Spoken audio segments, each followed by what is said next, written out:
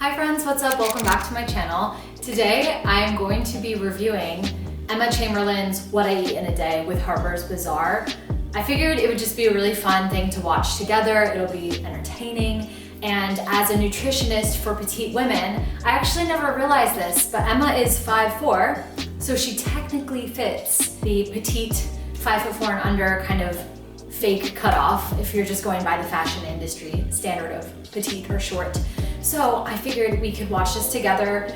I will react in live time. We can kind of critique what she's eating, see what she could be doing better, what she's doing really well. And I'm hoping, I haven't watched it yet, I'm hoping she maybe drops some chats about what she does for her fitness or any other healthy lifestyle things to give us some things to talk about and just spur some interesting conversation.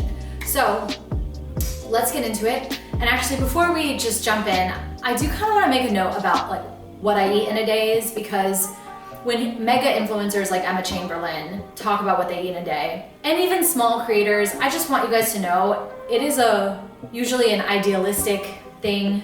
Just take these things with a grain of salt. When you see people's like perfect Instagram-worthy depictions of what they eat in a day, they're probably not eating like that 100% of the time. Just, remember, nobody's a robot, nobody's perfect, nobody's cooking 6 meals a day for themselves and, like being perfect. There's gonna be days where you have things that aren't healthy, and that's totally fine. That should also be a part of your diet, the foods you love, the things that are fun. Anyways, we'll get into it. I just wanna say, I haven't seen it yet, but if it's like perfect influencer life, I mean, that's not Emma Chamberlain. I mean, that's why we love her, right? Because she's not perfect. But if we do see that, just, remember, this is probably produced and a more glamorized, idealistic version of what she might enjoy in a day. Okay, now let's get into it. Here we go. Hi, I'm Emma Chamberlain, and this is everything I eat in a day. The first thing I do when I wake up is check the time, because I actually don't really set alarms. And if I got any pressing texts or emails or anything, I'll respond to those, and then it's coffee time immediately. I get right out of bed, don't brush my teeth, don't wash my face. I go straight downstairs to either make my first coffee or go get coffee with someone. I have no judgment for Emma. I think, honestly, the reason why we love her is that she just gives 0 Fs about things. Like, she's just herself. And I mean, this is not nutrition related, right? But it is refreshing to see someone say that they get out of bed and get coffee with a friend without like looking in the mirror or like brushing their teeth or anything. No judgment. Obviously, you guys know I love matcha, and I would replace that routine with the matcha. But Emma is the commodity queen, I would say, of regular everyday things and relatable stuff. So of course she drinks coffee. Let's continue. I'm making coffee. I'm using my brand, Chamberlain coffee, every day. It would be kind of weird if I didn't, right? So I'll usually hashtag sponsored. make a latte, and I take 2 shots of espresso, put some vanilla almond milk in it, unsweetened, Khalifa brand. Will not accept any other. They threw in that picture of Khalifa. I make the same thing, but with matcha. I do a shot of matcha, almond milk, vanilla, unsweetened. Honestly, that Khalifa brand for me does not foam well. Curious how she's saying, maybe she says she doesn't use this brand. The Khalifa brand doesn't foam well for me when I try to make a latte. Doesn't have enough it's mostly water, so that's why you can't get the foam as you can with, a fattier milk, like a whole milk or whatever. But I do the same thing in the morning. However, I don't always have caffeine on an empty stomach. I will make a note about that. So there is some research that shows that drinking caffeine on an empty stomach first thing when you wake up, while yes, caffeine can boost your metabolism temporarily, can have some metabolism boosting effects, it also can increase your stress hormones. It can increase it can just pump your adrenals really hard, which if they're overworking from other things, like say you don't sleep a lot, you have high stress levels from working a lot or overworking out, over-exercising. If you feel like you experience adrenal fatigue, having caffeine on an empty stomach first thing in the morning every morning can exacerbate that, but that's not everyone. I sometimes do have a matcha before I work out or as the first thing in the morning.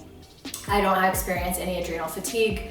My hormones are balanced, but for someone who does have a ton of stress already, maybe just look at that. If you have caffeine on an empty stomach, it could be contributing to those stress factors. Just something to think about. And then I put vanilla, nut pod, creamer in it, and that's my home recipe. When I'm going out for coffee, recently I've been getting cold brew with almond milk. The creamer is interesting. I will say I used to be a religious, like add creamer to my matcha, or back when I drank coffee 4 years ago, coffee. However, a lot of petite women and people in general aren't aware of the fat content in creamer. Yeah, you're only using a little bit, but if you have like 3 coffees a day and you have 3 tablespoons in each one, it can easily add up to be really, really high in fat. It's good to have fats. You need fats in your diet, but just keep in mind that petite women in general it's very easy to rack up the fats. Fats are the most calorically dense macronutrient, packing 9 calories per gram of fat, versus carbs or protein, which have 4 calories per gram of protein or carb. So when you're having lots and lots of fat, it can add up really fast. It can be really caloric. And it's one thing that I noticed whenever we have women join the Petite Power Program, they do their food journal, we can see, petite women easily racking up, over 100 whatever grams of fat, which is typically too high for a petite woman, depending on her goals, her starting body composition, and a multitude of other factors. But just something to keep in mind. When I started tracking my macros and learning about my nutrition, I realized that like free pouring the olive oil and free pouring the creamer was adding up for me, and I would rather get my fats from food than liquids, because there's fiber in food. So if you get your fats from avocado, you get the benefit of having the fiber, which keeps you full, keeps you satiated. Whereas when you're just drinking liquid fat, yes, it's a satiating macronutrient. It takes a long time to break down fats in the digestive tract. However, it's always better to eat your calories, in my opinion. I used to not be a breakfast person, but recently I've been really hungry in the mornings, and I don't know why. My breakfast almost every single day is 2 fried eggs, very, very cooked, like probably too well done, to a point where most people wouldn't want to eat it. I like my eggs almost burnt. Emma's burnt eggs. Nothing better than that. I guess it's over hard eggs. 2 over hard eggs, salt on it, pepper on it, everything but the bagel seasoning on it, and then I put some Cholula on that, and then I cut up a whole avocado, put that on top, and then I eat it, and that's my breakfast every day. It's like nice and light. Okay, first of all, I love eggs. If you can eat eggs, they're a great source of nutrients for the nutrients found in the yolk and the fats, and then also the egg whites, which are high in protein. So I love them. I have eggs pretty much every day in some form. And the avocado is obviously fantastic as well for a healthy source of fats and fiber. Now, the fact that she cooks her yolk all the way through is funny. You should eat your yolks the way you want, and remember, what I'm telling you is just information. You can use it at your discretion. It's not like you have to change everything the way that you do it. It's just good to know about what you're eating. There is some research that shows that the yolks contain more nutrients in their uncooked form, so like a runny egg or like a sunny side up type egg, versus it cooked all the way through. That's why I prefer to have runny eggs. I also just find it more delicious, but if you like your egg yolks cooked through, that's fine. Just something to know. And also, I want to talk about the egg and avocado toast situation. Now, this is a really popular breakfast, and for good reason. It's very balanced. It's PFF balanced, so protein, fats, and fibers, carbs. The eggs are the protein, the yolk is the fat, the avocado is the fat and the fiber, and then the toast is usually a carb, a starchy carb, or a source of fiber as well. If it's fiber fortified, or if it's a certain type of bread, it'll have some fiber in it. Now that makes it PFF balanced, but going back to what I said about fats, what I know for most petite women to be true is, like I said, fats can add up really fast. So if you're going to breakfast and you're having, she said, an entire avocado, I personally, my portion size would be half an avocado, depending on a lot of things. But for the most part, in a meal, I'm having maybe 10 grams of fat, maybe 12 or 15, but not more than 20 in a single meal. That would just be a lot to have in a meal.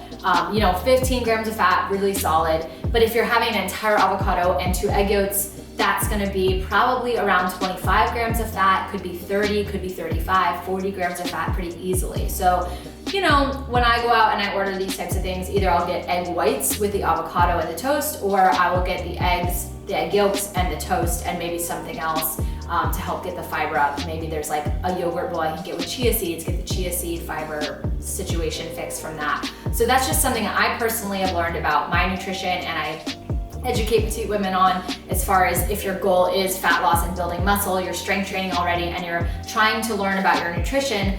Remember that eating healthy food is so important, but if you eat healthy food in excess calories and a surplus, you'll still gain weight. So we're still also looking at the right portion sizes for you, learning how to eat more voluminous foods, more vegetables, higher foods higher in fiber to keep you full, eating more food in general. But then you do want to learn about your macronutrients and just learn, about fats and how they might be impacting your goals overall. Also, as you guys know, I'm a huge fan of breakfast. The research for fasting is good for gut health, and gut health is important, but the research for weight loss for women is not as established when you get into like the 16-hour longer intermittent fasting windows. I personally don't believe in it. I don't teach it. I don't think there's enough research for there, especially because when you're dealing with meal timing, you're delaying the amount of time before you have a meal. That is affecting your hormones, and so many women, our hormones are just really messed up from a lot of things: over exercising, dieting, restriction,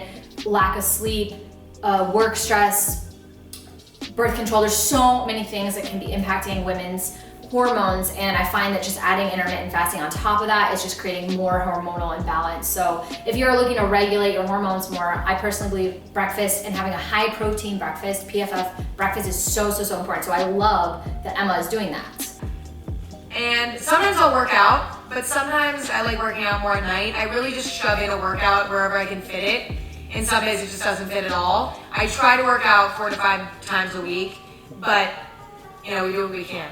Lunch.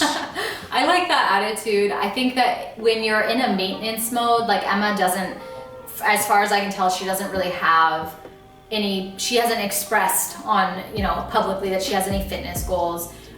If she's looking to maintain her current, shape and whatever, she feels happy in her current body, and she's eating enough food to feel happy, and she's trying to maintain, she can move into that maintenance mode where she's like, sometimes I work out, sometimes I don't, but she still tries to hit that 4 to 5 days per week goal, which is really solid. I like that there's balance there. I like that she takes rest days, but that's not going to be right for everyone. Some people are not going to thrive in such a loose situation. I personally need structure and I need routine, so I like to work out in the morning. I lift 5 days a week. I don't miss that routine. Like, I don't skip it ever. So I think she's a great example of someone who is like a little bit more carefree, and it works for her because she doesn't slide out of that routine entirely. She's still going 4 to 5 days a week whenever she can. But for a lot of people, it's going to be hard to do that and still reach your goals, because it's hard when you don't have a routine to be consistent. So if you're someone who struggles with consistency, having more of a routine could be a little bit more helpful in that matter. And also, if you have a very specific goal like fat loss, muscle gain, improving your metabolism, improving your healthy habits in general, then having more of a routine and a plan and a progression to that plan is going to be absolutely critical. But for her, she's like in maintenance mode, she's chilling, it's fine, it fits her, and that's good. She found what works for her, which is really important. For me is the neglected meal.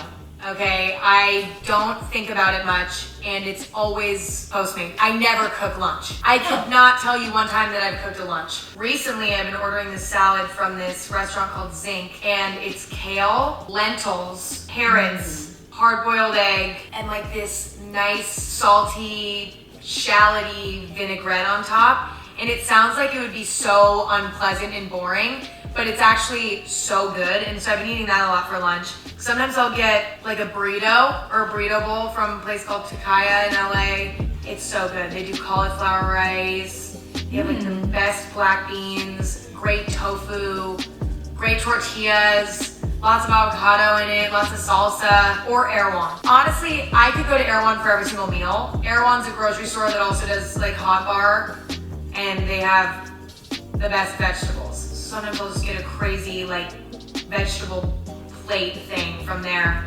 They have like buffalo cauliflower, where they cauliflower into buffalo wings. Anyway, I can keep going about this. I don't know if she's vegan. Oh, I guess she had eggs, so she's not. Or I'm not sure if she has dietary restrictions, but all of those options, I don't know if you guys noticed, were all whole foods, really unprocessed, single ingredient foods, dressed up with some spices. Like, I love that she used some kind of sriracha or hot spice in the morning on her breakfast. It's a great way to season food. And also, spices temporarily increase your metabolism acutely for a few hours after you're eating, so you'll burn more calories at rest after having spices in your food, which is great. And she's just focusing on the vegetables, which is so awesome. She also said eggs and healthy fats from the avocado, and she mentioned tofu, which is all, those are good sources. The eggs and the tofu are good sources of protein. Also the nuts that are probably in those salads. And obviously the vegetables are so great because they're really high in fiber, which is gonna help you stay full and satiated, also help with your digestion, help regulate your body weight, a lot of things. So I love that. And she's still eating PFF even when she orders out, which is totally possible. I think it's like really unsustainable to say that you're never going to eat out. You do need to learn how to order out at a restaurant and feel confident about it and make choices where like you're satiated and you feel like you got that craving satisfied, but you're also, it was like a meal and an act of self-care still, like you feel good about what you ate and not crappy after, because no one likes that feeling. And it's, you can still order out and make it work for you. And she totally is doing that, which is awesome. A vegetarian. I was vegan for a little bit, but I'm a vegetarian just because I grew up vegetarian, so I've never had meat in my diet. I continue to be a vegetarian mainly because I'm a picky eater. That video from Bridesmaids, okay, so she is vegetarian. I think if you're vegetarian, I have a video on this, I'll link it here, for the top protein sources as a veg. You gotta just focus, really, you gotta make a plan for your protein that day, because you could easily end up eating like 30 to 40 grams of protein in a day, and it's not enough if you're looking to build muscle as a petite woman. And muscle is so important for improving your metabolism as petite. If you've watched any of my videos, So I would say if you're a vegetarian, watch that video. Make sure you're prioritizing protein at every meal as a vegetarian. And every little bit adds up. So like spinach has protein, there's lots of vegetables and plant-based options, seeds, nutritional yeast, like all the options. So for Emma, she, if she wanted to build more muscle, she would probably have to find a way to just get a bit more protein in there, whether that's like a high quality protein supplement or just being more, concerted and more intentional with every meal, making sure it has 20 to 35 grams of protein in it.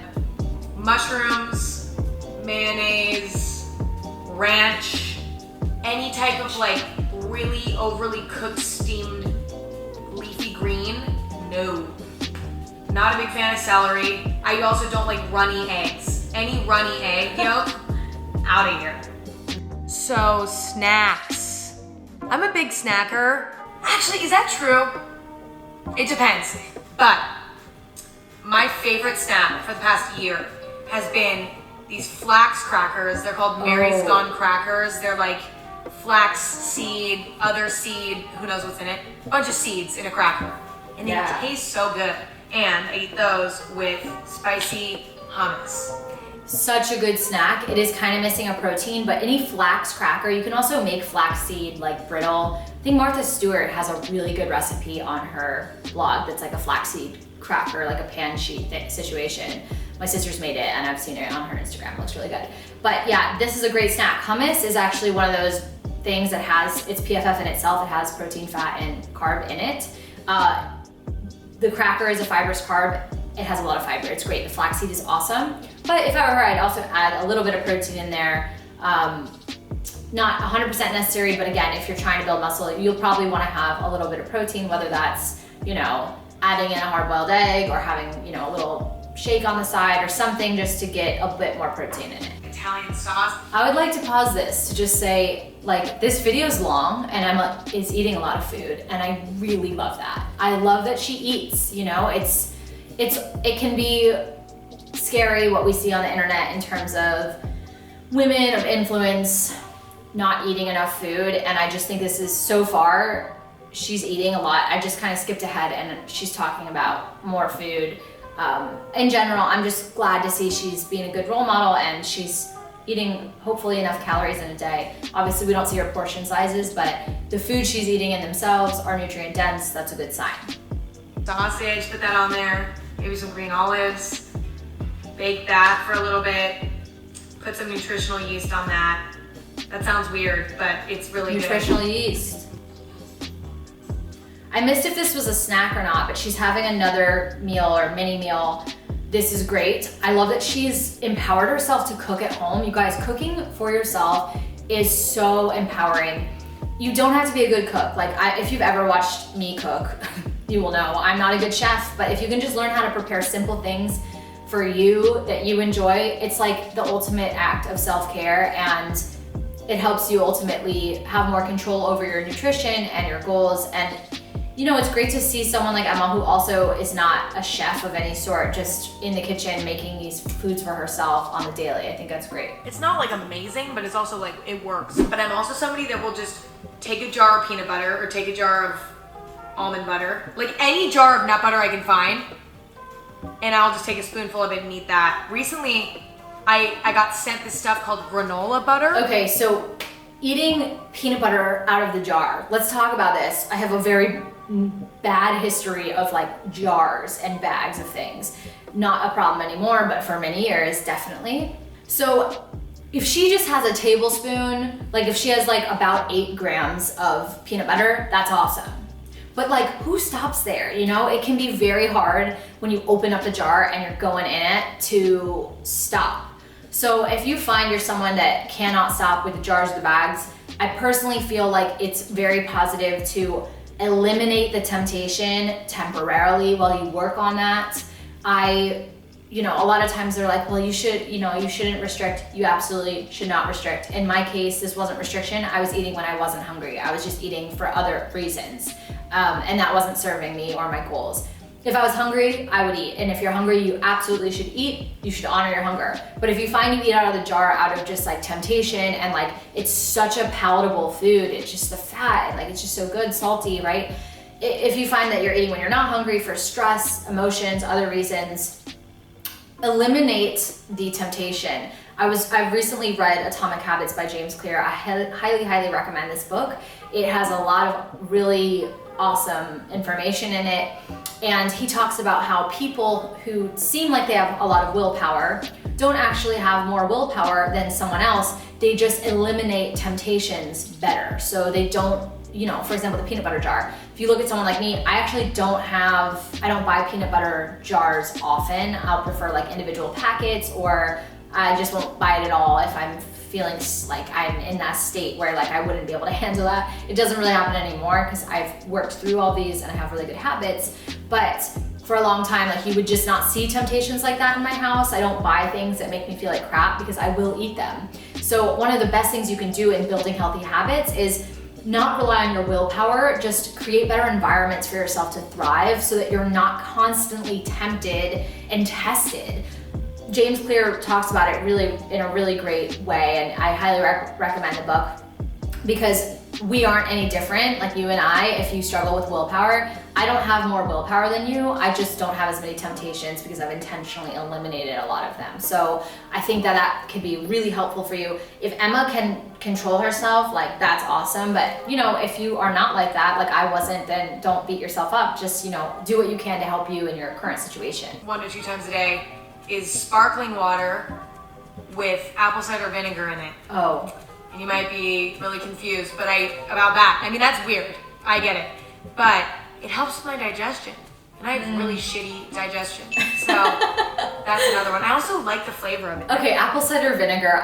People slide in my DMs all the time with this stuff. Supplements, apple cider vinegar, blah, blah, blah. You know, all that stuff. And I get it. It's, you know, when journalists and the media get a hold of like these new trendy ingredients, they will just like shove it down our throat. Like you'll see it on the cover of magazines as like some revolutionary weight loss situation. I will just start by saying that the studies on apple cider vinegar, there is no research that shows it helps improve digestion, and there's no studies that show, yeah, it doesn't do that in the research, in the science. Anecdotally, like your next door neighbor, sure, like Susan from across the street, maybe, Emma, maybe, but what is probably happening here is she's just increased she said she drinks it with sparkling water. Water helps improve your digestion significantly. It helps move things about. You need to have water in order to like have regular poos. So I think she's just hydrating more, and she's attributing the apple cider vinegar to her improved digestion, but it's more likely based on the research that it's just her being more hydrated that's helping with her digestion and bloating and whatnot. So there, just so you know, and like this, you know the science, there's not a lot for apple cider vinegar, but it's also probably not harmful. So if you enjoy drinking it, then you are welcome to drink it. But I hate soda. I don't like sweet drinks. And to be honest, I'm not really a dessert person in general. You know, I'm at dinner and somebody next to me orders like a big chocolate chip cookie or something. When it's in front of me, you best believe I'm eating a lot of it. Dinner time. I love that she doesn't restrict. It's so good. Favorite meal of the day, to be honest, because it's just like, go crazy. If I'm cooking for myself, it's usually something pretty low maintenance. I'll take like some frozen vegetables of some sort, heat those up, cut up some tofu, fry that in some olive oil, mix that in with the veggies, take some rice, some brown rice, mix that in there. And then I love putting yellow curry sauce all over that. And then I season it however, I mean, I literally am like so random with the seasoning. Salt, pepper, maybe throw some sesame seeds in there. Maybe sometimes sesame oil in there. I don't even know if that makes sense, but I'll do it. I will also make pasta. I love Garbanzo bean pasta, the Bonza brand. Yes. And I'll literally just make a bunch of that. It has a bunch of protein in it, so it's like easy. And then I just make that and I put pesto on it in nutritional yeast, and I'll eat a whole bowl of that and I call it a night. Amen. She makes cooking seem really easy, and it is. It's not intimidating, especially if you take this approach. Like, she literally used frozen veggies, tofu, some seasoning, and then threw in some Bonza, which Bonza's great. It's a chickpea pasta. Now, Bonza is super processed, like most like vegan processed foods. They're processed, it's fortified with additional protein. When I have a huge bowl of Bonza, personally, I do have a stomachache. It's a little bit too much for me. If I have a smaller portion, it's fine. And you know, it depends on the individual, but it's good for her that she's adding protein. She's aware that she needs a little bit more, and she's finding easy ways to cook for herself that take like, you know, less than 20 minutes. It probably took her like 15 minutes to throw together that meal, and it's unprocessed and it's whole foods and it's yummy and delicious and it makes you feel good. So I just love that she's just empowered like that and cooks a lot of her own meals. As for foods that I love, but I don't eat every day, I have quite a few different kind of comfort meals. Number one would have to be Monty's Burgers in LA. It's a vegan, all vegan burger. This is legit making me hungry now, guys. Like, and it's so good. And then I get a side of it, and I get tater tots, and I dip the tots in the spicy habanero sauce, and it's okay. I love this. She's just gonna go on now and talk about all of the kind of like foods that she likes to eat when she's not cooking for herself. And I think it's awesome that she does this, because if you restrict ever having meals out that are like less healthy, you know what I mean? I call them fun foods because they're not unhealthy, they're not bad, right? There's no morality in food, so we don't want to label foods. It just doesn't help our brain, because then we associate feelings of guilt and whatever when we're eating bad foods. Instead, they're fun foods. They're foods you don't eat every day. They're foods that you eat like 20% of the time, whatever. Alcohol, desserts, foods like that. Or you have, you know, a little bit of it every day. She sounds like she's like pretty healthy during the day, and then she has like certain days of the week where she like likes to order out and like go big. Whatever works for you. I think overall, Emma's day has been, I'm really impressed. I'm really impressed with Emma. She is eating PFF at all her meals. She's cooking a lot for herself. She has a really flexible, forgiving mindset about her routine, which is great. She's not too hard on herself. And then she doesn't restrict, which is awesome. Like, she's listening to her hunger cues. She eats out when she's feeling like it. And I think all of these things combined make for a really great, healthy lifestyle. Honestly, I'm just really proud of her for having this healthy lifestyle and sharing it with the younger women, because I'm sure a lot of younger women watch this as well. I don't know, I'm happy with it. I really, as a certified nutritionist, I totally approve of this day. She might need some more protein perhaps, but you know, depends on where she's at, what her goals are, what she wants to do. Overall, really, really great day of eating. I hope you guys enjoyed watching that with me. It was also just really entertaining to watch. Please give us a like if you found it entertaining or just you learned something new. And I also want to let you guys know I have a lot of videos on nutrition. I have a lot of videos on just like petite women's health, all of that stuff. Take a look through my videos, follow, subscribe for more content tailored to petite women, and I will see you guys next week. Bye.